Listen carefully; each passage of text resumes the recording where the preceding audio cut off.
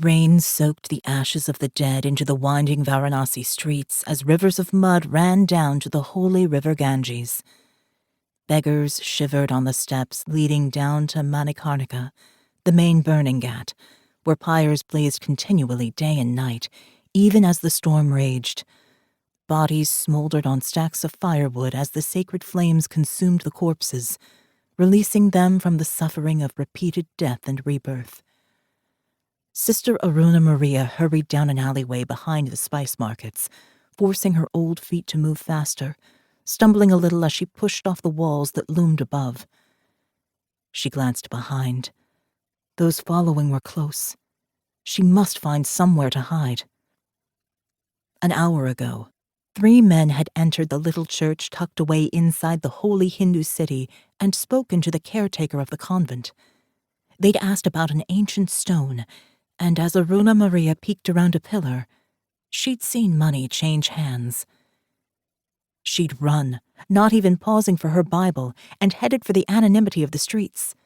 But the sadhus barely tolerated Christians, and beggars would point her direction for just a few rupees. The men would be on her trail soon enough. Aruna Maria pushed herself faster into the labyrinth of narrow streets.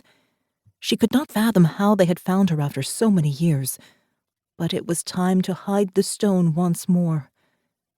She was a keeper, one in a long line stretching back over 2 millennia, each prepared for the day when evil would come for what they protected. Now, it seemed, they had found her. Beneath the sound of the rain, she heard running feet closing fast. Aruna Maria clutched her soaked habit in one gnarled hand as she desperately searched for sanctuary, for some dark corner to hide in. She had run through these streets since her childhood. Surely she could outpace this evil now. A tall figure stepped out before her, dressed all in black, emerging as a wraith from the shadows. One of the men from the church. She gasped and turned to flee in the opposite direction, but another man approached from behind. The streets, so busy in the day, were now empty, the shutters closed, with no witnesses to her fate. "Calm down, sister. I just want to talk to you." Aruna Maria could tell the man was American by his accent. Although his words promised safety, she could see his eyes in the dim light. They shone with fanaticism, a hunger for something she and few others possessed in the world. He reached toward her. "I know you have an apostle's stone.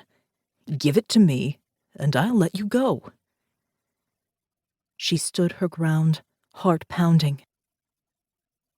"Don't touch me. I'm set apart for God, and I don't know of this stone you seek." "Oh, but you do, sister." Muscular arms pinned her from behind, holding Aruna Maria still while the American advanced. As fear tightened around her heart, she prayed aloud with ancient words handed down by the keepers. High above her head, storm clouds gathered, forming a tight vortex in shades of midnight. She felt an upwelling in her spirit as her words ran together, strange tongues transforming her voice as she called to God in the language of the angels.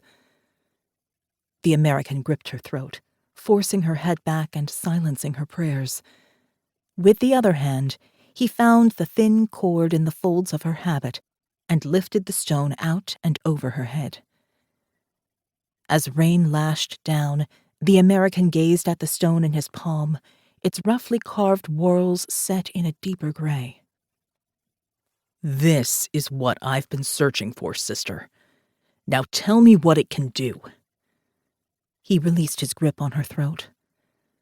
Aruna Maria looked up into the approaching storm and prayed once more, her words stronger now.